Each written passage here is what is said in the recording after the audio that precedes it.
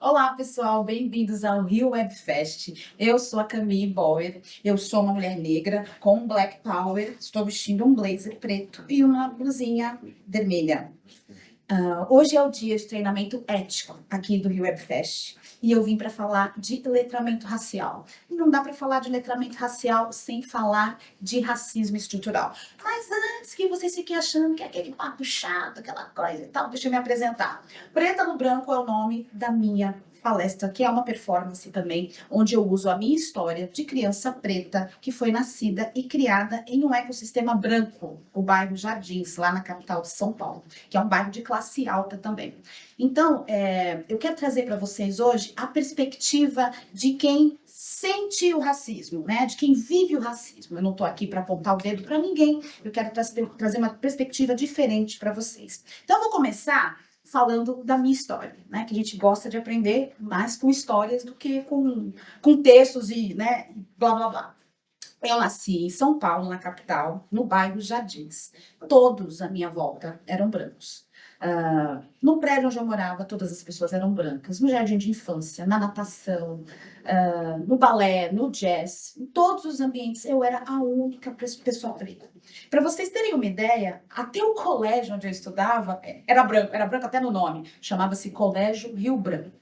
Enfim, ter passado tanto tempo inserida nesse ambiente acabou gerando muita vulnerabilidade, né? Eu sofri um branqueamento da minha identidade, né? E também um esvaziamento da negritude, né? Eu nunca compreendi o que era negritude na minha infância. Eu fui compreender quando eu era adulta. E também só fui compreender o que é racismo quando eu era adulta. Então, o objetivo hoje é que a gente entenda o racismo estrutural, que não é só aquele racismo que é violento, que mata pessoas pretas apauladas, como a gente viu há pouco tempo aqui na Barra da Tijuca, nem o racismo violento da polícia brasileira. Eu quero falar daquele racismo escondidinho ali, que a gente pratica todo dia e que é imperceptível para muitas pessoas. Então vamos lá, vou começar com a minha história. Vou mostrar para vocês aqui. Essa sou eu. Ó, que bonitinha aqui, né? Gente, muito fofinha, né? E essa aqui é minha mãe. E esse aqui é meu pai. Eu olhava para eles desde muito pequena e eu pensava assim, por que minha pele é tão diferente da deles? Eu sabia que tinha alguma coisa ali de diferente. E eu já vou começar aqui revelando um segredo para vocês. Eu, na verdade, sou fruto de uma traição da minha mãe. A minha mãe teve um romance com um sócio do meu pai, que era um homem negro retinto. Alguém aqui sabe o que é retinto? Não? Então vamos ver. Então, esse homem aqui, retinto, como eu. Retinto significa de cor mais escura, de cor carregada, tá? Então, os pretos retintos são os pretos de pele mais escura, tá?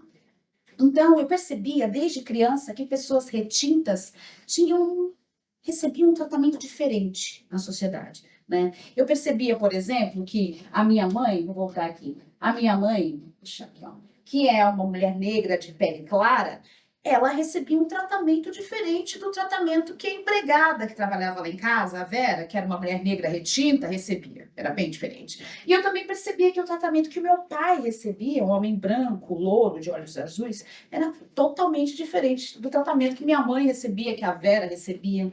Isso já era o colorismo. Alguém aqui sabe o que é colorismo? Sabe? Fala um pouquinho. O que eu sei é que a gente entende que o colorismo é quando a gente. Porque tem diferentes peles no Brasil, Isso. então a gente entende ou só que a pessoa é branca ou é preta. A gente não entende que tem vários tons de pele. Exatamente. Um pouco que eu entendo é isso. Mais ou menos isso, né? Então vamos ver aqui, ó. O colorismo é um sistema de organização social baseado em pigmentocracia.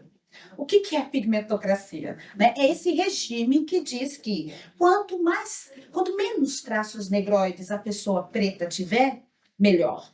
Né? Então, quanto mais cacheado o cabelo, se não for um cabelo crespo assim como o meu, o cabelo black, se for cacheado, é melhor.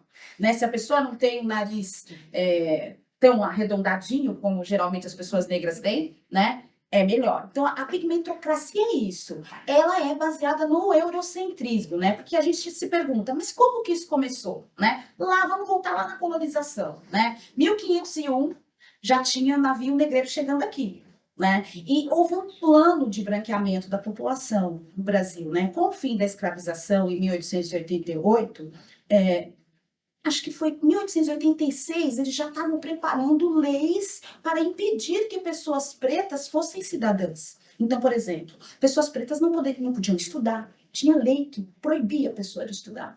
Não podia ter terra, certo? Então, era um escravizado que ficava sem perspectiva nenhuma. Então, ali, alguns anos depois, por volta do começo do século XX, ali dos anos 1900, começou o plano eugênico aqui no Brasil, né? Que era um plano de branqueamento real, né? Então, pessoas foram estimuladas a vir da Europa para cá, né? Receberam terras aqui, né?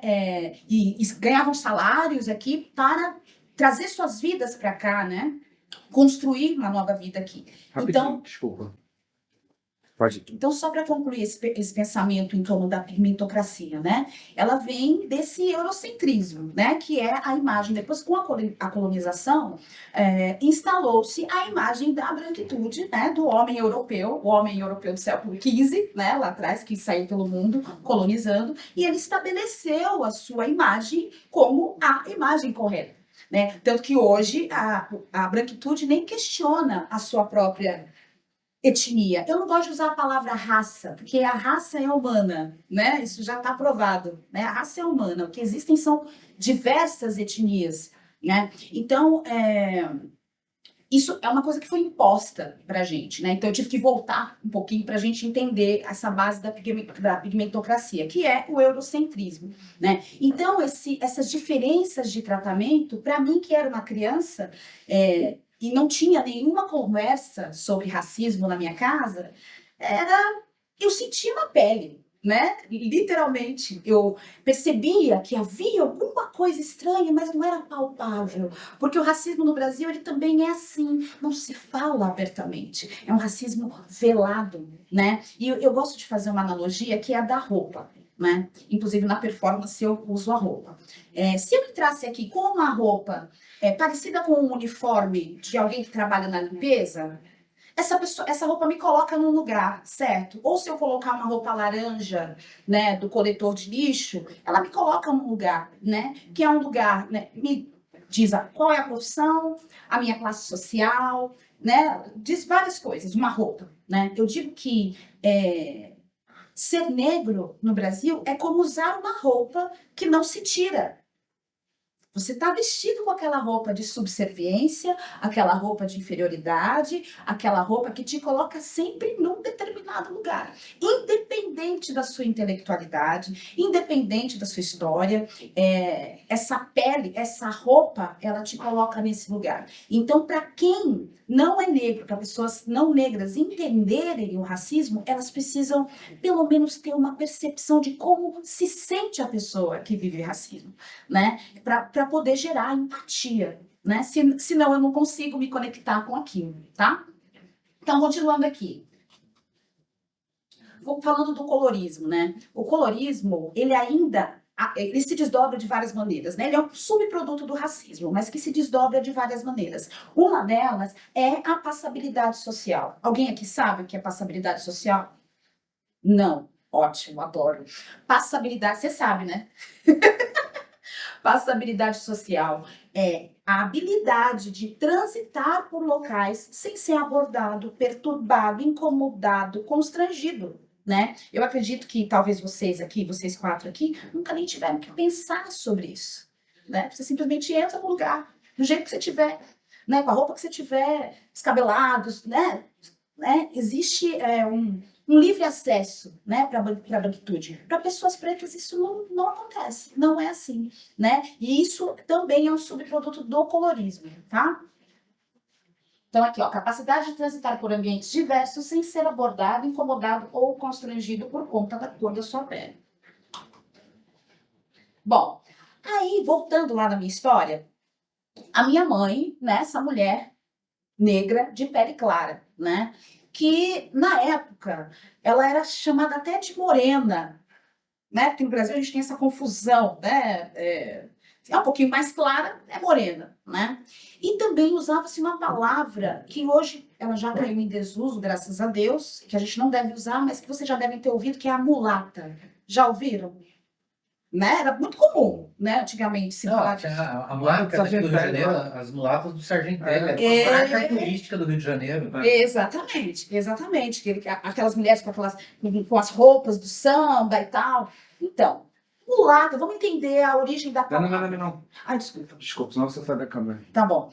Na língua espanhola, refere-se ao filhote macho do cruzamento de cavalo com jumenta ou de jumento com égua, que tinha a cor de café com leite. Então, vem daí. Se a gente volta um pouquinho mais, por que isso? Porque as pessoas pretas eram vendidas, certo? Até 1880, as pessoas pretas eram vendidas como produtos, né? Então, vendia, por exemplo, se a mulher ela era uma cozinheira na casa grande e ela tinha uma criança, quando era vendida, eles falavam, olha, eu te dou a criança de brinde. Você pode levar para trabalhar na lavoura, né? Então, os nossos ancestrais eram produtos realmente, né? Não havia humanização. Então, Há 20 anos atrás, essa palavra era tida como elogio. pois eu vou chegar nisso. Vou explicar. Por incrível que pareça, a palavra mulata era percebida como elogio. Por quê? Novamente, a gente falando de se livrar da negritude. Ser negro no Brasil é percebido como uma coisa ruim.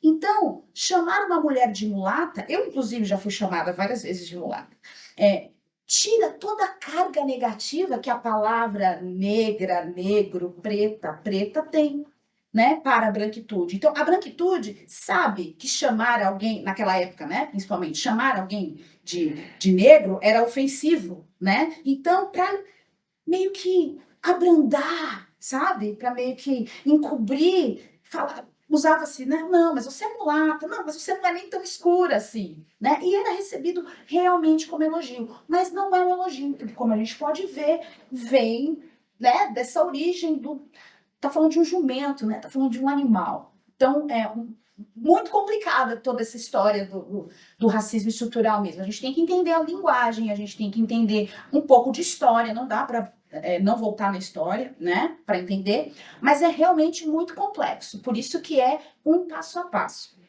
Aí, continuando, a minha mãe, ela é uma cantora, né, uma cantora que teve muito sucesso na vida, numa época, e ela tinha esse lugar da mulher mulata sexualizada, né? Porque ainda tem a questão da sexualização da mulher negra também, né? Então, os exemplos que eu tinha dentro de casa, essa mulher, né?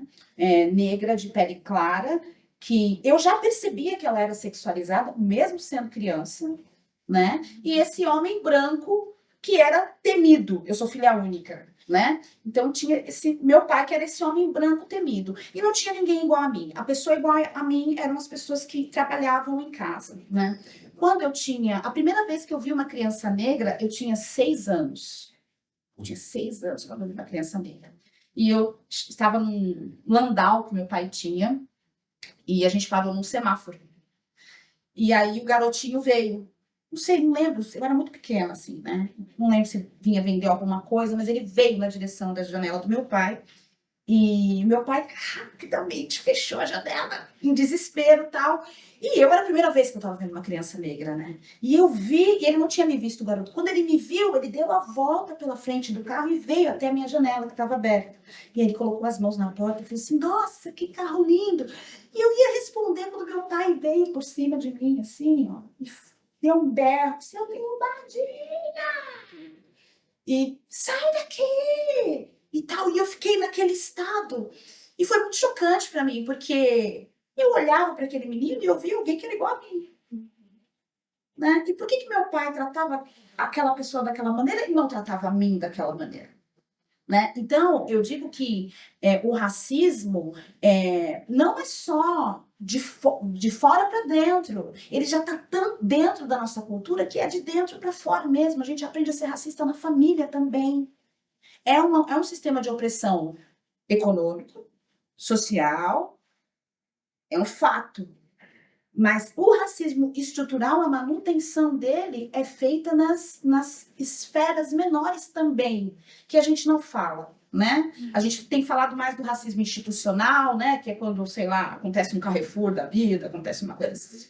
Mas essas coisas, né? Na família, né? O teu pai, a tua mãe. O que teu pai falava de pessoas pretas? O que a sua mãe falava, né? As pessoas, a gente tem que refletir sobre isso para poder encontrar esses padrões na gente. Não era legal. Não era legal. Pode falar alguma coisa? Só para a gente ter uma ideia aqui. O que você lembra? Há várias coisas, do lugar estrutural que podia acessar na casa. Eu lembro conversas, não é nem pai e mãe, mas das pessoas mais antigas ainda da família, que é aquela coisa de não faz na entrada, faz na saída. Ah, Isso era muito comum no interior, assim.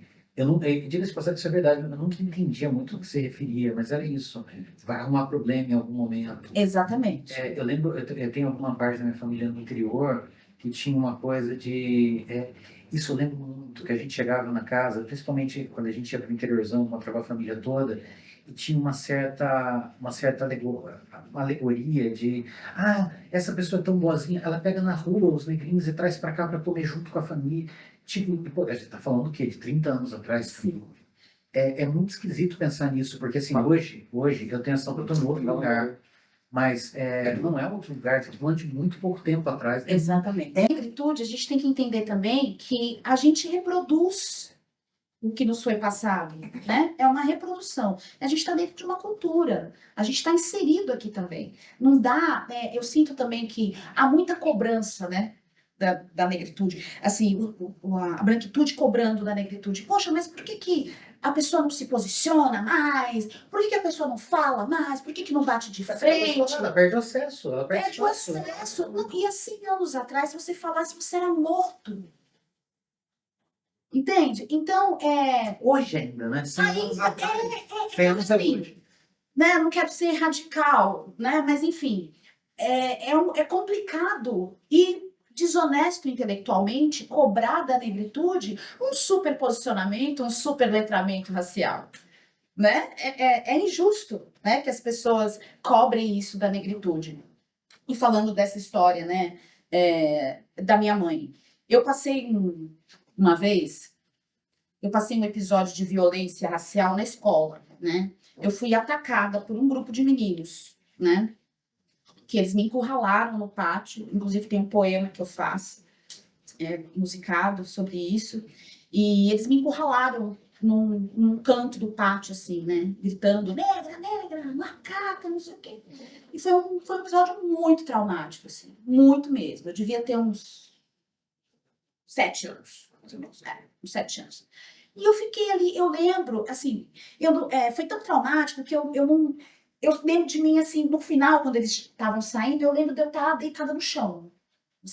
Não sei como é que foi parar deitada, mas enfim, eu estava deitada no chão. E aí a dona da cantina veio me acudir.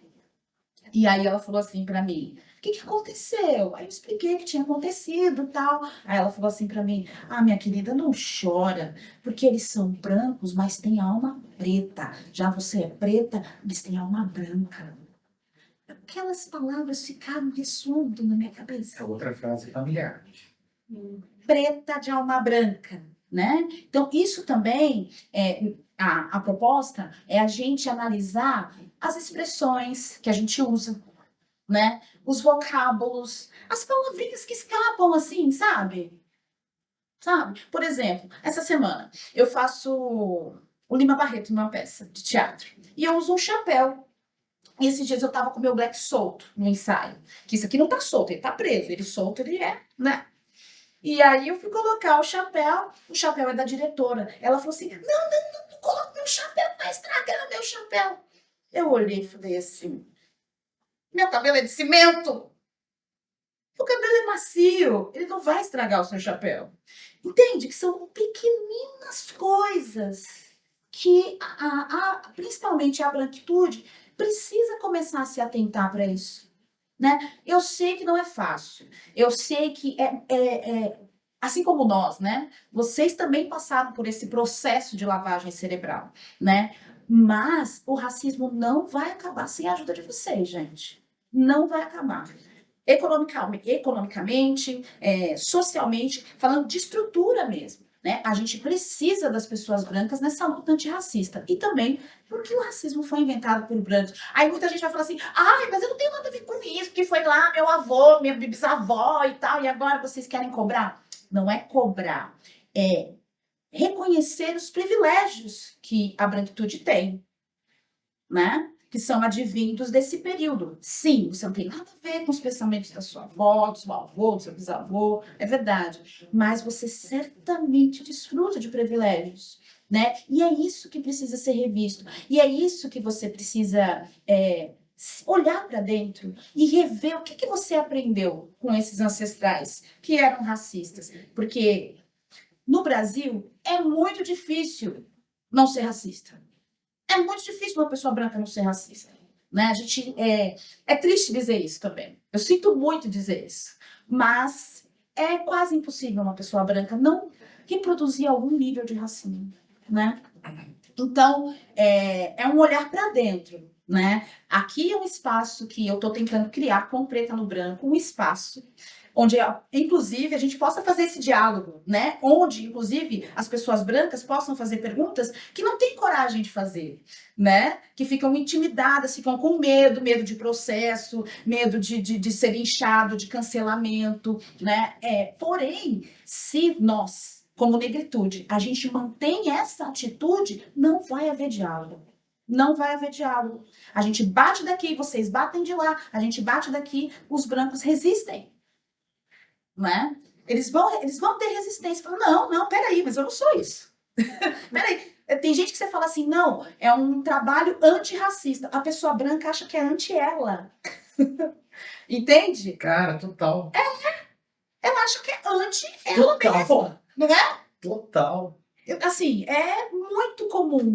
Né? Então a gente tem que ter cuidado com as palavras que usa. Por exemplo, eu vendendo esse trabalho, eu tirei a palavra antirracista. Estou falando abertamente com vocês aqui porque esse treinamento é interno, né? Mas eu tirei a palavra antirracista porque é uma palavra que gera conflito. A pessoa branca fica intimidada. Quando eu apresento, ela fala, ih, é comigo. Entende? Então, é uma questão muito complicada de resolver. A gente não quer resolver, né? A gente quer começar a enxergar, começar a identificar isso. Se você hoje aqui, você já identificou, você se colocou nesse lugar e falou assim, putz, isso acontece comigo, eu já tô com o meu dia ganho. Eu já atingi um objetivo aqui. Porque isso é uma pequena semente nessa conscientização, que é um processo também. Assim como a gente passou por essa lavagem cerebral, a gente vai ter que construir uma nova maneira de pensar e, principalmente, uma nova maneira de agir, né?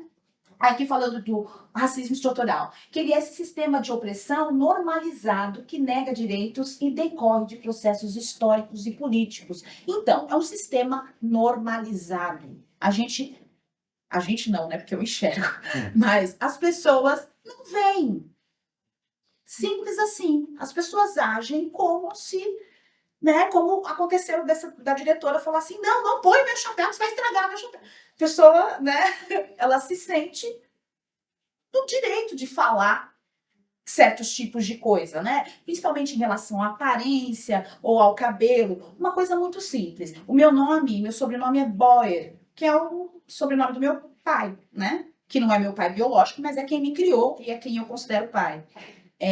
Uma vez eu sou professora de inglês desde os 19 anos, né? E eu fazia seleção, né? Para trabalhar em escolas de idiomas e tal. Aí um dia eu fui numa escola de idiomas, já tinha enviado currículo, já tinha feito tudo. Cheguei lá, era uma seletiva de professores, todos brancos e tal, como sempre. E aí eu fui até a recepção e falei com a garota, né? Falei assim, um dia eu vim participar da seleção. Ela olhou para mim assim, com aquela certeza, assim, ela falou assim, ai, querida, não te avisaram que já encerraram as vagas. Eu falei assim, encerraram as vagas? Mas essas pessoas aqui... Ela falou assim, então, mas essas pessoas são professores, a vaga que você estava concorrendo... Eu falei assim, mas eu vim para a vaga de professora. Então, a pessoa já olha e te coloca no lugar, né? E a história continua. Ela falou, ai, desculpa, desculpa. Então, ela pegou a lista dela, foi ver lá. Ah, então você deve ser, como é seu nome? Eu falei, Camila. Ah, então você deve ser Camila Silva, né? Eu falei, não, Camila Boyer. Aí ela falou assim pra mim, nossa, que nome chique, quem te vê não dá nada, né? Então são essas agressões, né? Por que uma pessoa preta não pode, tem que ter um sobrenome, Silva? Entende? São pequenas coisas ali. Por que uma pessoa preta não pode ser uma professora de idiomas? Eu tô falando de coisa, isso tipo, sei lá, 1998. Não faz tanto tempo assim. Né? Dentro de uma franquia de escola de idiomas. Né? Então, é uma coisa que se repete todo o tempo, toda hora. Ah, não. Hoje eu não sofri racismo. Duvido. Se você é preto, no Rio de Janeiro, duvido. A primeira vez que eu fui dar aula no condomínio aqui na Barra, no Rio 2, eu cheguei na portaria e falei pro porteiro, eu vou no apartamento tal, na casa do Eduardo. O porteiro olhou para mim assim, de cima a baixo, e falou assim, mas você é o quê? Eu falei, não te interessa o que eu sou. Você só tem que interfonar e dizer o meu nome. Ele falou assim, não, mas a senhora veio fazer o quê aqui? Eu falei, não te interessa o que eu vim fazer aqui. Não te interessa o que eu vim fazer aqui. Por favor, interfone. Ele foi, interfonou, tal. Um condomínio gigante, né? Eu fui, subi no apartamento, dei aula. Quando acabou a aula, eu falei pro meu aluno assim, falei, Dudu, você me ensina como é que sai aqui do prédio? Porque quando eu subi, eu não sei o que aconteceu, acho que eu me perdi, dei uma volta. Ele olhou assim, deu volta? Eu falei assim, ele era ruivo, ele foi ficando vermelho, assim, gente, roxo. Ele falou assim, ele mandou você pela entrada de serviço. Ele me fez andar 1 quilômetro dentro do condomínio. 1 quilômetro. Eu assim, ó, de salto. Né? Então, assim, o racismo em São Paulo é forte, mas em São Paulo as pessoas têm mais um molejo, um macete, não é tão escancarado como aqui. Aqui é berço da escravização. Aqui não importa o que eu estou vestida de... que eu tiver, eu tenho a pele preta, eu vou passar por racismo. Eu vou ser contestada em algum lugar. Entende? Então, é uma luta diária e constante. E para quem vai lidar, falando de festival, onde vocês vão estar lidando com, recebendo pessoas, né? Qual a melhor dica que eu posso dar para vocês? Não façam pré-julgamentos. Não façam pré-julgamentos, né? Por conta da cor da pele da pessoa, né? Ou porque ela está vestida de uma determinada maneira. Né? Saiba que esse momento que a gente está vivendo agora é um momento de mudança. A gente tem que mudar a maneira como a gente vê e trata as pessoas, né? Então, a primeira coisa é, não faça pré-julgamentos. Pergunte. Deixa a pessoa falar o que ela veio buscar. Não faça assumptions. Não tenta adivinhar, né? Porque isso constrange a pessoa, isso envergonha a pessoa, e sem motivo nenhum, né? Então, a segunda coisa, que as pessoas perguntam muito, né? Mas como eu posso ser antirracista? Como eu faço para ser antirracista de verdade? Usando o seu privilégio de pessoa não negra. Então, por exemplo, se você presencia um caso de racismo, haja. Use o seu privilégio de pessoa branca e diga, isso está errado. Intervenha. Um outro exemplo, tem uma grande amiga que é médica, que é branca, e ela estava no playground com a filhinha dela, e as crianças brincando, e aí uma das meninas veio e falou assim, ai, não brinca com aquela outra menina porque a mãe dela é da macumba. Minha amiga falou assim, nossa, eu fiquei assim, eu falei, mas o que você fez? Ela falou assim, não fiz nada. Isso é manutenção do racismo. Racismo religioso. Quando uma pessoa branca se cala, ela está fazendo manutenção do racismo religioso. Ou do racismo institucional. Ou, entende? O racismo recreativo, que eu já vou chegar lá, já vou falar sobre isso. né? As ações são pontuais e tem que ser na hora. Sabe aquele desconforto que te dá quando você presencia uma cena de racismo? Todo mundo sabe, a gente sabe. Fica um desconforto, fica. Esse desconforto, ele tem que ser um impulso para que você haja. Hoje, eu consigo agir como mulher preta, eu intervenho em qualquer ato racista que eu presencie, não importa onde eu esteja, né? Mas eu ainda sou uma pessoa preta, né? E ainda é muito problemático para mim bater de frente, né? Porque a pessoa preta que bate de frente é louca, é desequilibrada, é fora de contexto, né? Não é? É mimimi. É mimimi, Agressiva. é agressiva. Ai, mas ela é tão. Ai, mas ela é tão, né? Então, a gente, quando o preto fala, não tem o mesmo poder de quando uma pessoa branca fala. É nesse entendimento que a gente tem que dar as mãos na causa antirracista. É não ter medo. É não ter medo de se posicionar e de falar. Falei para minha amiga, você devia ter dito, inclusive porque eram crianças, principalmente com as crianças, né? Eu falei, você devia ter dito para a criança. Não, isso está incorreto. Todas as pessoas podem professar as religiões que quiserem. É complicado, mas é simples ao mesmo tempo, né? É porque precisa de coragem. Precisa de coragem para ser antirracista no Brasil.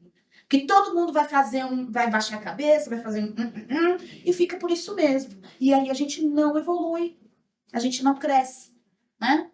Então, eu espero que depois de hoje, quem está assistindo isso, faça essa reflexão, sabe?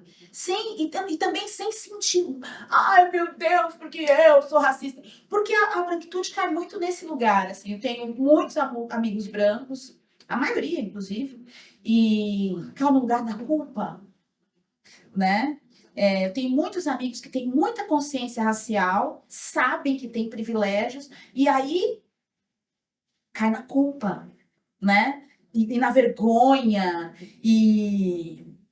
ok, eu sabia, dói, né? Mas veja, é muito melhor você estar ativo do que você estar preso nessa culpa e nessa vergonha. Certo? Porque essa culpa e essa vergonha, ela te paralisa. E você não está sendo antirracista. E você pode falar, ah, não, mas eu não sou racista. Não é mesmo? Será? E sem juízo de valor, tá? Novamente, esse espaço aqui é para que a gente possa falar sobre isso. Falar assim, putz, eu já fiz alguma coisinha parecida com isso, eu já me vi ali naquela situação, né? Porque a gente só pode mudar aquilo que a gente reconhece. Se a gente não reconhece, a gente não muda nada, tá? Então, vou continuar aqui. Bom, falando de cabelo. Cabelo é uma questão, né? Quando a gente fala de racismo e cabelo. Assim que eu percebi quando era criança, assim que eu percebi que o problema era ser preta, que o meu problema era esse, eu decidi ficar branca. Minha mãe me contou uma história. Depois que eu sofri esse atentado na escola, eu cheguei em casa. Quantos anos, sabia? Desculpa. Eu tinha 7. Quando eu cheguei em casa, arrasada, eu contei para minha mãe, né? E minha mãe, ela teve uma infância muito pobre, mesmo assim, sabe? Na roça, de lavar roupa no rio. E minha mãe foi uma cantora prodígio. Ela começou a cantar no rádio com 10 anos de idade. Então, você imagina, né? E depois ela virou uma estrela, ela gravou com originais do samba, com Jorge Ben, não sei o quê. Então, ela fez um na vida dela. Então, essa história que eu vou contar agora não é uma crítica à minha mãe, tá? Ela estava fazendo o melhor que ela podia fazer ali. Tô fazendo meia-culpa por ela. Mas eu cheguei e contei a história para ela. E ela falou assim, pare de chorar. Porque você é preta, mas você é rica. Eu era preta, mas eu era pobre. Aí ela pegou uma foto dela de quando ela era criança. E ela falou assim, olha, você tá vendo aqui? Como eu era escurinha, que nem você? Pois é. Eu era escurinha e era pobre ainda por cima. Você não, você é rica. Então, agradeça a Deus tudo que você tem. Pare de frescura. Foi isso que minha mãe falou para mim. no dia que eu fui atacada na escola. Pare de frescura. Você não sabe o que é passar dificuldade. Talvez realmente eu não saiba o que é viver na roça. Eu nunca vivi na roça, eu nunca tive que lavar roupa no rio, né? Mas é um jeito muito duro de lidar com a situação, né? E foi o jeito que ela encontrou. E aí ela falou assim para mim: eu sofria muito quando eu era criança, mas eu tinha muita fé. Então um dia eu pedi para Deus com todas as minhas forças que clareasse a minha pele e me fizesse rica um dia. E olha hoje aqui para mim. Ela falou, peça para Deus com fé e Ele vai te atender. E foi a partir daí que eu decidi que eu ia ficar branca. E o primeiro passo que eu ia tomar era alisar o meu cabelo. Dá uma forcinha para Deus. Vocês já viram isso aqui antes? Você já, né? Isso aqui é um pente quente. Isso aqui é um artefato de ferro que se colocava no fogo, direto no fogo, no fogão, assim. E passava na cabeça para alisar os cabelos. Isso é antes da chapinha, isso? É. Chapinha Muito antes da chapinha, da progressiva, de tudo isso. Secador, nossa, muito antes. E isso deixava feridas na cabeça. Feridas enormes na cabeça. Que queima, né, gente? Aí eu pedi pra minha mãe, ela alisou meu cabelo. E eu lembro até hoje do cheiro de couro queimado. Mas vocês acreditam que a dor que eu sentia da minha cabeça cheia de ferida não era nada comparada com o alívio que eu sentia de estar com o meu cabelo alisado. Era um alívio físico. Porque eu era tão atacada por conta do meu cabelo, tão atacada, que só eu lembro de passar a mão assim, sentir o cabelo liso, parecia que tiraram um peso de 100 quilos do meu corpo. Eu tinha 7 anos. Não era para ter 100 quilos de peso para tirar, né? E beleza, no dia seguinte fui para a escola. Cabelo liso, né? Toda feliz. Tá? Todo mundo elogiou meu cabelo. Todo mundo. Até o Gabriel, que era o líder desses meninos que me perseguiam na escola. Aí ele virou para mim e falou assim: nossa, seu cabelo tá bonito. E eu, obrigada. Ele falou assim: tá igualzinho da minha faxineira. É assim, era todo dia era uma coisa dessas. Aí ele chamou o resto dos meninos, começou a bater palma. Nessa época, tinha uma música que era famosa, que tocava sem parar. Que, gente, eu juro pra vocês, era um hit. Mas quando começava a tocar, eu tinha vontade de morrer. Eu fugia quando tocava essa música. Vocês vão lembrar. Nega do cabelo duro, que não gosta de pentear. Quando passa na boca do tubo, o negão começa a gritar: pega ela aí, pega ela aí. Pra quê? Pra passar batom de que cor? De violeta, na boca e na bochecha. Pega ela aí. Pra quê? Pra passar batom de que cor? De cor azul, na boca e na porta do céu. Eu era criança, mas eu sabia que tinha alguma coisa muito errada com aquela música. A música tá falando de um estupro, né, gente? Assim, abertamente, em ritmo de fricote. Vocês entendem como é que é difícil entender essa estrutura sádica e maluca que é o racismo, né? Isso é racismo recreativo. Você cantar cançõezinhas, fazer piadinhas, né? O chato e o meu amigo negão chamou o macacão. Não pode mais. Não pode. Né? Sim, há pouco tempo se fazia isso, temos milhares de registros. Eu lembro da mulata, né? Não tinha aquela outra. O teu cabelo não nega mulata, porque és mulata da cor. Mas como a cor não pega mulata, mulata eu quero teu amor. Se pegasse, eu não queria. Se a cor pegasse, eu não ia querer.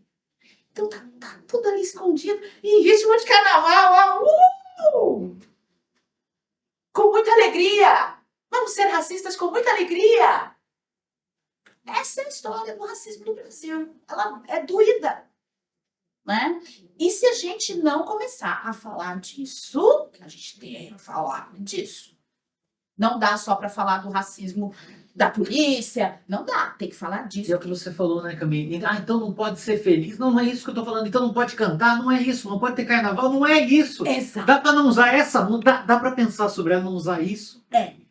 Ah, mas não é sobre você, não é disso que ele tá falando. É Exatamente. melhorar um pouquinho. Melhorar um pouquinho, é entender.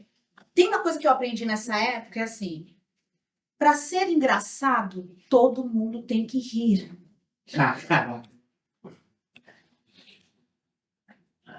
Se tem uma pessoa que não tá rindo, não é engraçado. Que mais? Bom, aqui eu trouxe algumas expressõezinhas só pra gente dar uma olhada. Eu já devo estar com tempo assim, né, pela cara do Não, pode ir, Tá pode bom? ir. Então, como a gente falou, né? Preta de alma branca. É porque o que eu falei, a gente está aqui no espaço de treinamento. Esse vídeo ele fica depois, um dos motivos que a gente quer disponibilizar ele, ainda que seja para nós, para o WebFest lá, é para que quem tiver interesse para o assunto vá, para poder dialogar. O Jefferson falou muito isso de acessibilidade, importância do diálogo, da gente falar. E quanto mais escondido e pertencimento ele tem dentro da nossa casa, na nossa sala, no nosso dia a dia, quanto mais a gente faz, é importante a gente falar disso, porque senão as coisas não abrem. E é importante a gente reconhecer o quanto a gente sabe pouco. Eu falei isso um pouco antes. E eu falo isso sempre para nossa galera. A boa intenção ela é uma armadilha. Sim. E a boa intenção faz você se sentir genial por ter boa intenção. Mas ela não é uma prática, ela não é uma ação, ela não é uma palavra. E às vezes ela faz a gente relar e achar que para mudar alguma coisa você precisa estar brigando. Quando na verdade isso é uma atitude. Quando você falou, por que você não falou algo? Dá a sensação que a sua amiga ela precisava ter brigado com alguém. Não, às vezes fala, só chama. E aí se a pessoa reagir, deixa ela reagir, aí se escapa. Mas ela não vai esquecer o que você falou. E às vezes é um momento de educação, Isso. não é um momento de combate. E é importante a gente falar disso, assim. Enfim, é isso. Enfim, não tem nada de tempo, não. Arrasa, Tá. incrível. Sempre que a gente nunca fez isso antes, 10 anos desse negócio, a gente nunca teve espaço para conversar, mas sempre é tempo. Não? Mas, assim, como eu te falei, Dan, parabéns pela iniciativa. É muito difícil. As pessoas são muito resistentes para falar desse assunto e do jeito que eu falo. Do jeito que eu falo, Não, você é uma gênia. Eu tô imaginando você transformando isso em comédia. Eu acho que você é uma gênia. eu já tenho Tô a pensando comédia aqui. disso aqui. A performance é comédia. Então, por isso que eu tô falando, eu tô ouvindo qualquer pode. Eu vi você cantando, eu imagino a parte musical, e a hora que você começa a cantar, parece que a gente escuta. E antes da gente criticar e pensar o quão absurdo é a música, eu admiro como a música é legal. Aí você dá um choque na minha alma fazendo isso. Tudo bem, é genial. É isso que eu queria. Funciona. É isso que eu Eu fui até queria. pegar 2 cafés pra enfim. É isso, bora mais. Então vamos dar uma olhada nessas expressões, são algumas, tá? Tem muitas outras, mas ó, preta de alma branca, essa é clássica, né? Agora explicando um pouquinho por que preto de alma branca, porque tudo que é preto é ruim. Então, você é preto, mas você tem alma branca, então você é bom. Mulata exportação, que a gente estava falando, né? Da mulher como objeto, né? Nesse lugar de animal mesmo. As mulatas do Sargentelli eram mulatas exportação. A minha mãe era uma mulata exportação. Cabelo de preto é que nem bandido. Ou tá preso ou tá armado. Quem já ouviu essa? Já ouviu? Já. Ruim, né? Ruim, né? Preto, quando não caga na entrada, caga na saída. Você falou essa aqui hoje. Mas, assim, eu queria muito dizer que isso é uma coisa do passado, mas é dia a dia. Eu escuto, às vezes, todo mês tem uma dessas. Sim, sim. Serviço de preto. Essa também é bem gostosa, né? Adoro ver essas caras de vocês. Adoro. Que é vocês refletindo sobre, né? Serviço de preto é o que a gente está fazendo aqui hoje. Né, Jadson? É isso que a gente está fazendo aqui. Inovando, né? Trazendo novas perspectivas, abrindo no murro. Né? Abrindo ali, ó, na marretada caminhos, né? Porque é com esse tipo de pensamento, com esse tipo de preconceito que a gente tem que lidar. Vocês viram, acho que vai fazer um mês agora, um cara que foi preso, inclusive, né?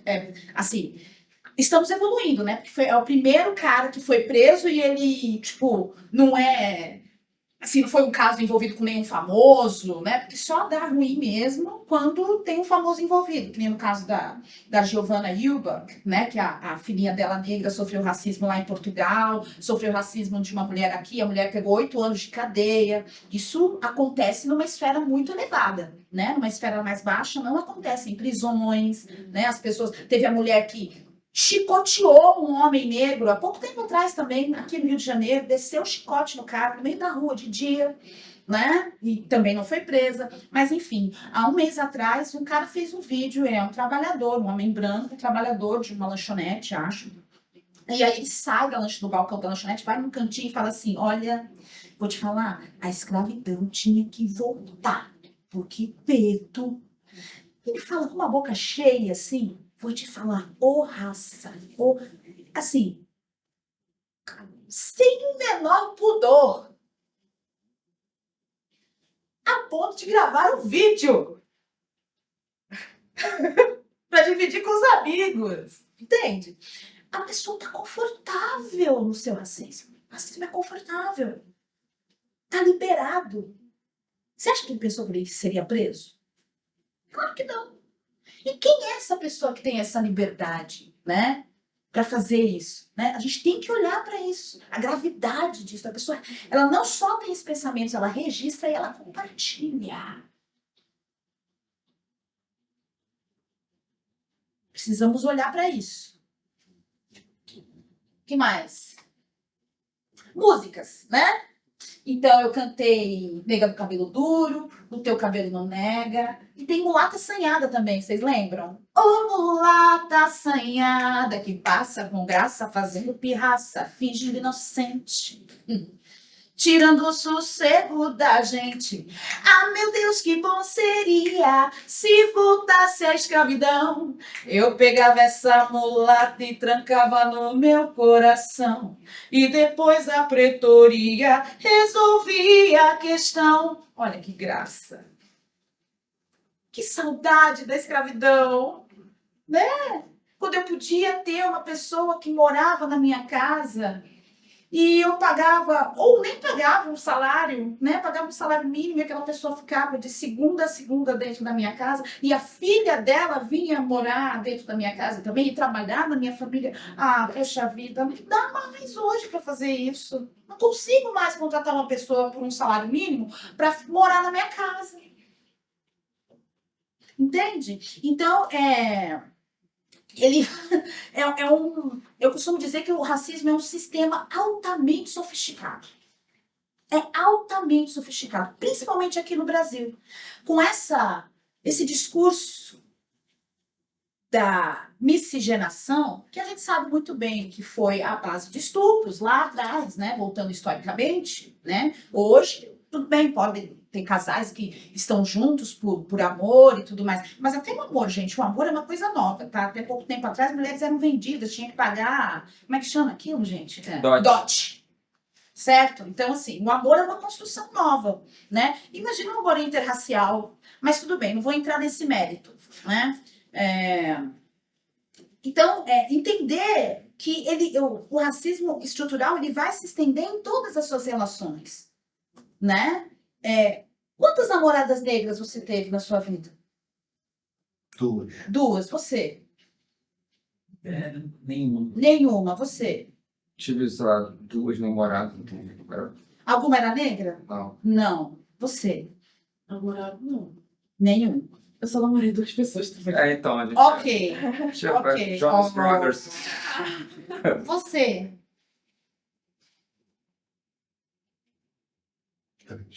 3. Até que a média tá boa aqui. Que geralmente, assim, as mulheres negras são para sexo. E as mulatas, que eu não vou mais usar essa palavra, mas as pardas, podem servir para o casamento. Mas as pretas retintas, não, é ali escondidinho ali, ó. É ali escondidinho. Vem cá. Vamos lá, depois. Ali, ó. Mas eu já também toco de mulher negra. Já tomou? Judiação. Podia ter virado namorada, ela que não quis. Poxa, Você tentou, né, Eu cara? tentei, bem que você fiz a quis. minha parte. Bem que você quis, né? Pois é. Mas assim, até a própria população preta. Muitas pessoas brancas falam assim: nossa, mas os próprios negros são racistas porque eles só gostam das louras ou das brancas. Veja, o racismo ele faz uma lavagem cerebral, uma lavagem na nossa autoimagem. Lembra de mim lá quando eu comecei a historinha, né? Que eu queria ficar branca. Quando você é oprimido dessa maneira, a imagem idealizada é de quem te oprime. O ideal de beleza é o de quem te oprime. E para pessoas pretas, quando elas se relacionam com uma pessoa branca, elas ascendem na escala social. Vamos pensar a escala social. Imagina que é uma pirâmide, tá? Na base estão as mulheres negras, depois os homens negros, depois as mulheres brancas, e depois, depois os homens, as mulheres pardas, os homens pardos, aí vem as mulheres brancas e os homens brancos, né? No topo da pirâmide. Então, a mulher preta retinta, né, que é de pele escura, ela tá na base da pirâmide. O que significa isso? Ninguém quer socialmente. Ninguém quer. Ah, mas os próprios pretos? Sim. Estamos dentro dessa cultura, né? Então é muita coisa para limpar, é muita coisa para tirar. E esse preto que se posiciona dessa maneira, eu conheço várias pessoas pretas que nunca nem namoraram uma pessoa preta.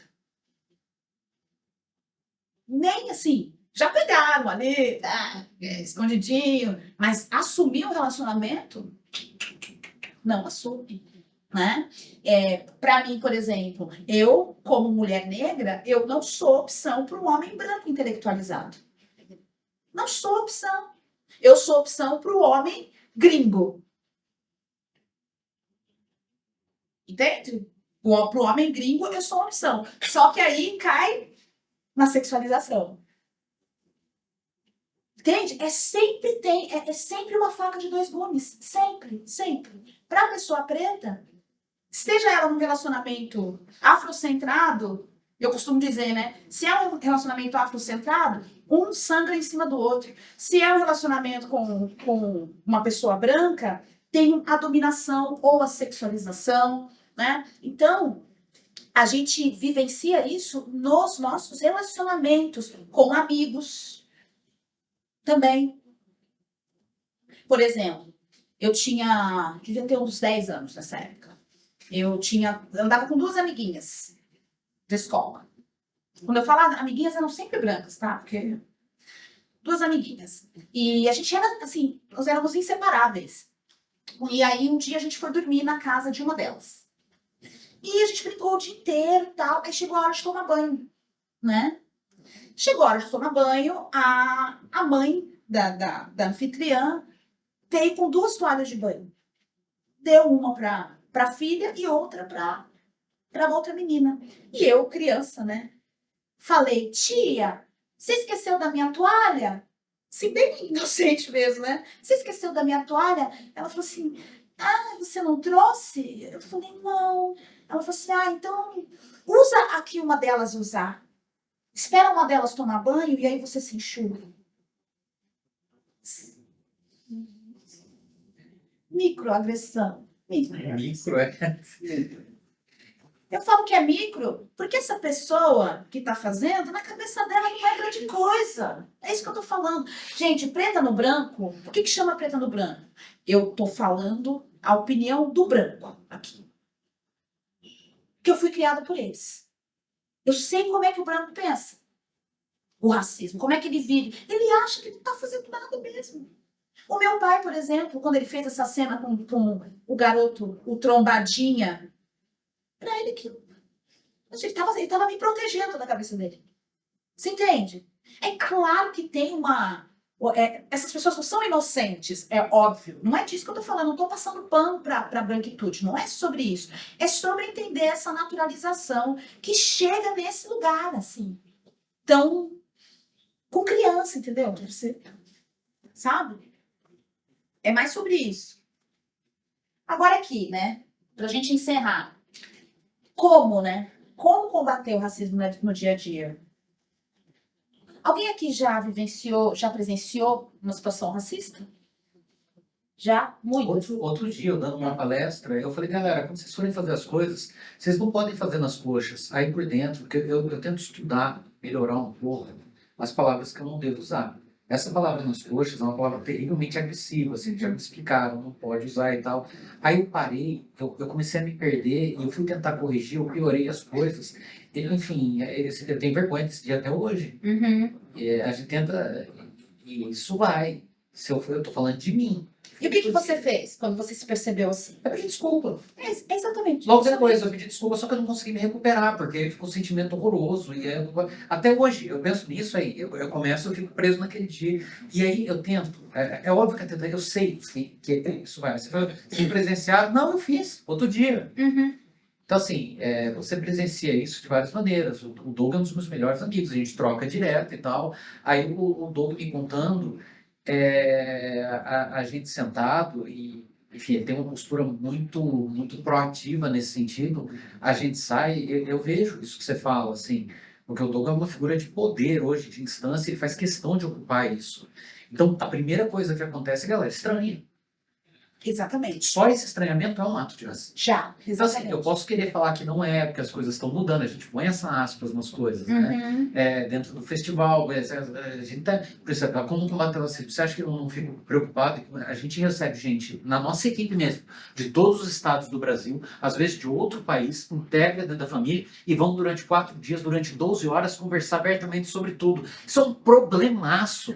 Porque isso é um combustível e a gente tem que cuidar para que esse combustível ele leve as coisas, mas às vezes, então assim, se presenciou, presencia o tempo todo. O tempo todo. E quando Outro dia você... no trabalho, uma equipe, uma galera que trabalha junto há séculos, tem um cara que fica chamando de preto safado, todo mundo ri. Todo mundo ri na situação. E o Lê falou isso comigo, falou, cara, que é isso, né? O Lê falou isso, crime. Mas tá todo mundo rindo e achando que isso é normal. Isso foi o quê? Há 2 semanas atrás, né? Então, assim, eu entendo, assim, eu não sei nem falar. É isso mesmo. É sobre isso. Tem que melhorar, tem que melhorar. Tem que melhorar. Tem que melhorar. Vocês... E acho, Cami, que está muito distante ainda de tempo, concordo com você, da gente viver isso com normalidade. De que as escolhas, o assunto, eu vou te falar uma coisa que assim, é falha minha, assim como eu falei do negócio não, eu tenho muita dificuldade de falar as coisas, porque eu acho que eu vou magoar as pessoas. Hoje, a coisa entrou num lugar, eu fico num estado de pensamento disso, que às vezes tem uma área que eu estou entrando, eu estou mostrando cenografia, eu vou mostrar um elemento que é preto, eu tenho medo de falar a palavra. Isso aqui é preto. Então, vamos falar sobre isso aqui é uma parede que a gente pintou e ficou legal, né? Porque, assim, eu não sei qual é o meu lugar, eu fico desesperado. Sim. E isso pode ser uma babaquice. Me fala, então, quando você faz isso, está sendo babaca, está sendo assim, tudo bem, mas de novo. Assim, eu vou dar a minha opinião bem sincera. Eu acho que tem vários vocábulos problemáticos, mas eu também acho que tem coisa, por exemplo, vou até querer a opinião do Jadson. O movimento negro quer que as pessoas parem de falar. Por exemplo, eu sou professora, certo? Quando eu quero saber se alguém entendeu alguma coisa, é natural eu dizer, tá claro? Ok? Tá claro? Sim. Para o movimento negro, isso é racista. A meu ver, não é. Eu vou falar a minha opinião, depois eu quero que você fale a sua. A meu ver, não é. Por quê? Porque eu não estou falando de raça, eu estou falando de claridade em relação a enxergar ou não. Né? De entendimento. Tá claro no sentido de você enxergar o que está sendo passado. Não tem conotação racial. Meu ver. Você lembra no acesso? Eu fui explicar para vocês o que era blacklist, eu fiquei pedindo desculpas antes por causa do termo. Eu fico desesperado, porque blacklist é uma coisa negativa para dizer que aquele e-mail é perigoso. O termo do negócio é blacklist, porque o e-mail bloqueia. E eu sei que está errado ficar usando a expressão, mas é a única expressão que eu tenho para explicar o negócio. Aí antes de explicar no acesso, eu pedi desculpa, galera, mas é o termo que tem, eu sei que é horrível. Aí isso fica matutando na minha cabeça, mas como é que eu vou explicar isso? Entende? Então, exato. Isso que você fez de falar, só de falar, você já está sendo antirracista. Se você falar assim, eu vou usar esse termo aqui, que ele é esquisito. Mas não tem outro para definir. Até porque também não foi você que definiu, certo? É um termo usado mundialmente, blacklist, né? Não é só aqui no Brasil, não é regional, não foi você que inventou, né? Então, só de você falar assim, gente, esse termo não é legal, mas eu estou usando aqui porque é usado. Você já está sendo antirracista. Você já está se posicionando. O problema é usar e não falar nada. Ou, por exemplo, presenciar um ato racista e não falou nada. Isso não é ser antirracista. Né? É o silêncio. A escolha do silêncio é racista. E a sua opinião, Jadson, sobre... Tá claro? Uma das coisas que é muito importante que a Karen está falando aqui é porque a gente passou a vida ouvindo assim, não, eu não posso ser racista. Só que a gente está no momento em que não ser racista não basta. A gente tem que ser antirracista. Que a gente tem que ajudar na luta contra o racismo. Isso é ser o antirracista. E aí a gente tem vários termos da língua portuguesa que são termos criados a partir de uma relação racista e que eles foram implantados como termos naturais. E o tá claro, esclarecer, obscuro, a coisa tá preta, são termos que vêm daí, dessa relação, desse cotidiano da relação escravocrata e tudo mais, que foi instaurada aqui no Brasil e que até hoje não terminou, diga-se de passagem. É claro que a nossa luta é para que a gente consiga achar outros termos que existem. Só que é muito difícil porque é um policiamento constante. Eu uso ainda as palavras, né? Ficou claro, deixa eu esclarecer. E aí, às vezes eu lembro, gente, deixa eu esclarecer. Claro, deixa eu dar luz, dar mesmo. Ai, como você falou, é claro, deixa eu... É claro. É muito difícil. Então, assim, é um processo que a nossa geração não vai ver e talvez a geração dos nossos filhos também não verão essa mudança, sabe, nas terminologias. Mas só da gente reconhecer e falar assim, olha, não é porque eu estou falando esclarecer que escurecer é ruim. Na verdade, é uma variação da palavra de explicar. Deixa eu tentar explicar melhor. Ficou bem explicado para vocês? Né? Mas quando a gente traz esses termos como força motriz para a discussão, para que as pessoas possam repensar outros termos, é bem legal, sabe? E eu acabo usando também, todo mundo usa. E é a linguagem, né? É a nossa linguagem. Ano passado, durante o festival, a gente estava tendo as guerras, né? E toda uma questão judaica colocada. Alguém nos painéis falou, não, porque está judiando muito da gente. E eu lembro que eu estava passando pelo teatro quando eu ouvi isso. Essa é uma palavra dificílima para mim. Eu escuto ela e pulo, assim, porque eu já tive problemas com isso no festival. Uma pessoa falou, outra que o cara não usa. Não fala. É uma pessoa judia. É agressivo. E eu levo muito essa reflexão, assim, porque são pessoas muito diferentes, de lugares muito diferentes. É o que você falou, o termômetro do que pode, o que não pode, ele está em construção. Ainda, exato. Enfim, é isso. E vão haver desavenças, né? Eu, sinceramente, no caso de tá claro, é claro, eu acho que a gente tem coisa mais importante para se preocupar. Juro, assim, eu acho que não é nada comparado com tanta coisa que a gente tem para resolver, e em linguagem mesmo, tá? Não é... Eu acho que a gente fala coisas muito piores do que isso, que a gente... porque é tanta coisa para dar atenção, gente, se a gente for ficar nessas picuinhas, né? Não é picuinha, mas veja, essa coisa que, como você falou, vai demorar tanto, tem tanta coisa mais séria pra gente resolver aqui antes, né? Então, o que eu queria deixar aqui de maior mensagem para vocês é esse questionamento, né? Da próxima vez que vocês presenciarem um ato racista, vocês vão conseguir agir? Não precisam responder, é uma pergunta retórica. Eu sei que vocês vão lembrar de mim. Eu sei que vocês vão lembrar de mim. Eu sei que fica uma dorzinha, eu sei. Mas que essa dor, ela sirva de impulso para a mudança. E não para ficar com ela ali. Se envergonhar, sentir culpa. Usa isso a favor. Não tenha medo, como o Dani falou, não precisa ser combativo ou agressivo. É letramento. Chega e fala com a pessoa, conversa com a pessoa. Né? Eu fiz isso esses dias, o cara tava chamando o outro de macaco, assim, abertamente. Eu falei assim, meu irmão, e era uma pessoa negra, né? Um chamando o outro, né? Eu falei assim, meu irmão, não faça isso. Né? Como você se sente quando te chamam assim? Eu falei, eu detesto. Eu falei assim, então não faça com o outro o que você não faria com você. O que você não gostaria que fizesse com você. É muito sobre isso. É por isso que quando eu quis falar de racismo, eu quis trazer essa perspectiva de quem vive e não de apontar para quem pratica, porque eu acho que dá mais base, inclusive para a branquitude falar, opa, entendi, é assim que essa pessoa vê e pensa.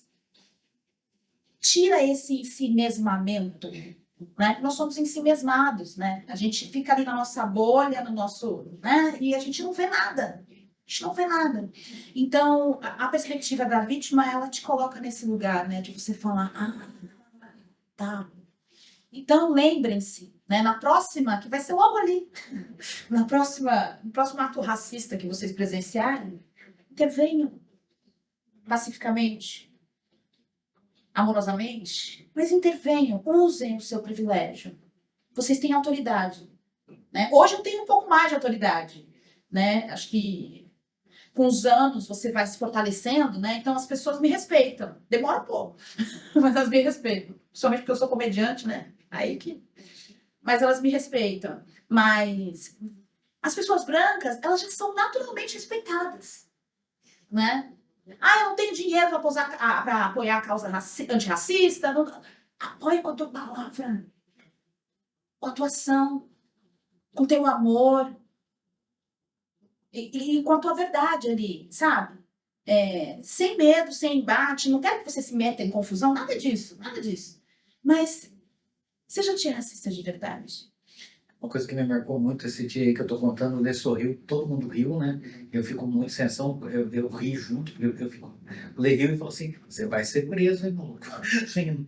E virou as costas e saiu, rindo. Aí o cara, não, ele ficou horas se explicando depois. Isso não foi combativo, não gritou com ninguém. Falou, você vai ser preso. Tá errado, riu, ficou a piada, mas eu acho que a mensagem fica. Exatamente. Uma coisa muito importante de vocês dois, a gente levantou 2 temas aqui hoje. É engraçado como atitude é o pedido principal de vocês dois. Incrível, né? Qual é a principal ação acessível? Atitude. Qual é a principal ação antirracista? Atitude. E é pequena. Fora de série, né? E é pequenininho, não é nada grande. Né? Parece difícil e tal, mas é uma coisinha ali. Né? Que você faz e aquilo. E aí quando você faz, você está ensinando outra pessoa a fazer. É isso que a gente tem que entender. Quando você é antirracista perto de outra pessoa branca, essa outra pessoa fica constrangida. E ela vai refletir sobre aquilo. Lá em casa, eu aprendi, cara, eu não lembro como que eu aprendi isso. Não sei se foi na faculdade, eu não lembro. Mas a gente chama muito aquela mesa de cabeceira de criado mudo. Sim. E aí lá em casa, minha mãe só chama de criado mudo. Isso tem um tempo. E aí toda vez que ela falava... Nossa, eu nunca pensei nisso. Toda vez que ela falava sobre isso...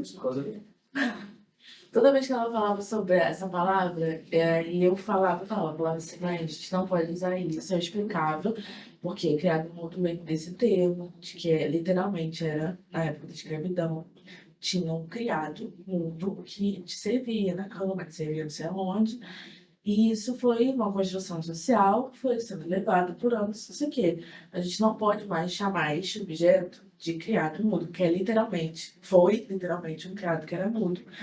E se usa isso aqui, se usa mesa de cabeceira e tal. E aí eu sempre lembrava ela. E tipo, não, a gente não usa mais essa palavra, mas eu percebo que, como você estava falando, essas palavras muito... A gente fala muito, por exemplo, de humor negro. Isso. A fome é negra. Isso. Essas palavras que são veladas, assim, né? Que tá como se fosse um termo, que é como se fosse uma verdade universal, né? Tipo... como é que é o nome? Tipo uma expressão mesmo, né? Uma coisa normal. Expressão idiomática. Faz parte do vocabulário, mas não é assim, não é sobre isso, né? Foi construído, né? Foi. Eu ia comentar também que eu estudo artes visuais, né? E nas artes visuais a gente tem debatido muito com a artista Tarsila do Amaral sobre a história dela. E uma professora trouxe pra gente, né, dentro de uma aula antirracista, anticolonial, pensando sobre a Tarsila nos dias de hoje, né? E ela estava analisando um quadro que se chama A Negra, literalmente, esse é o nome do quadro, e que ela botou o quadro da Tarsila, chamado A Negra, e o autorretrato da Tarsila do Amaral, como a própria artista pintou os dois quadros. E aí ela, isso tudo na história da matéria dela, né? Dela trazendo isso, ela falando das simbologias das pinturas, né? E ela fez a gente refletir sobre isso, o quanto que a mesma artista pinta essa negra que ela trouxe lá na história, que era uma empregada que trabalhava na casa dela, de uma forma deformada, com seio grande, com braço assim, com pé grande, tipo, deformada, e como ela mesma se pinta mais fiel aos próprios traços. Então, como é que ela se vê e como ela enxergava uma pessoa que trabalhava na casa dela deformada, assim, os traços muito exagerados, que não era aquilo, e como ela era fiel a ela mesma. E aí ela trouxe uma performance contemporânea, atual, muito bacana, que era de uma artista negra, uma performer negra, que tipo num mato, assim, num campo, perto de uma árvore, ela enterrava esse quadro da Tarsila do Amaral, chamado A Negra. E tipo assim, ela mostrava a performance e ela trazia toda essa questão, né? Tipo, e eu achei aquilo muito interessante, porque como é que a gente repensa esses artistas também, Uhum. da própria arte, a gente tem muita referência europeia, né? Sim. Então, como é que a gente repensa esses certos artistas que são super famosos, são super conhecidos, de uma maneira que, cara, não é bem isso tudo que vocês estão achando. Tipo, essa pessoa, ela tem esse nome, mas, cara, o dinheiro da família da Tarsila do Amaral era de terras escravocratas. Tipo, dá uma olhada nisso, estuda isso, porque, cara, não é bem assim. Não é tudo bonitinho como vocês estão pensando, né? Exato. Tão romantizado. Não é romantizado essa coisa. Então, queria trazer também, porque isso foi uma coisa que ficou na minha cabeça, desse estudo que também rola, pensando esse tipo de. Pensando no meio da arte também, como isso funciona, tem que funcionar. Né? Funciona, Eu, quando eu fiz o Preto no Branco, é uma performance, né? É uma palestra performance. Justamente por isso, eu acho que performar impacta muito mais. Quando você está falando, principalmente você está falando desse tema que é doído, né? Então, uma performance, ela marca demais, demais, assim. Porém, eu entendo que a performance não cabe em todos os lugares, né? Sim. Né? Então, eu tenho versões do trabalho, assim. Mas eu acredito na arte como uma maneira de impactar, assim, muito, muito importante. Acho que é mais fácil até do que o diálogo, né? Mas a gente ainda tem muita coisa para trabalhar. Você estava falando dessa questão da autoimagem, né? A nossa autoimagem, ela é destruída. Ela é destruída, né? O nosso cabelo, né? Eu tenho 47 anos. É a primeira vez que eu estou usando meu cabelo natural na minha vida. Os homens negros raspam o cabelo. Casei, né? Aí já não é. Não, mas estou falando. Mas historicamente, os homens negros raspavam a cabeça por conta de racismo também. Né? Então é uma violação dos corpos, né?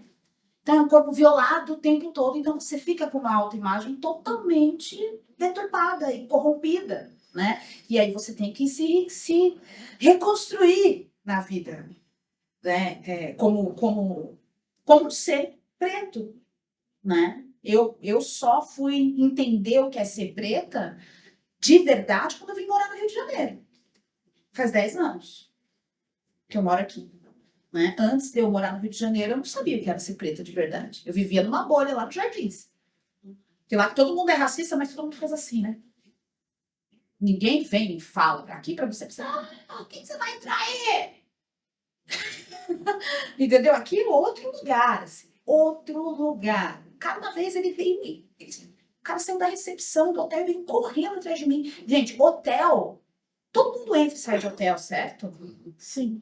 O cara saiu da recepção para ir atrás de mim, para ver onde é que eu ia. Mas São Paulo você acha que é pior ou é igual aqui?